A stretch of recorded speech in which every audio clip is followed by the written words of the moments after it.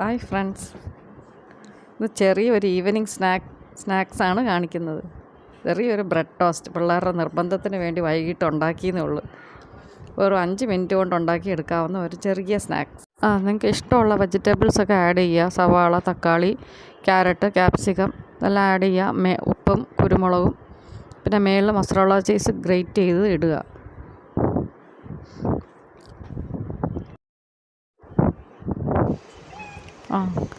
നമ്മൾ പാനിൽ വെക്കുന്നതിന് മുമ്പ് പാൻ ഒരു 5 മിനിറ്റ് പ്രീ ഹീറ്റ് ചെയ്തിട്ട് പാന് പിന്നെയും ക്ലോസ് ചെയ്ത് വെക്കുക. 5 മിനിറ്റ് റെഡിയാവും. സോസ് ഇട്ട് അലങ്കരിക്കുക.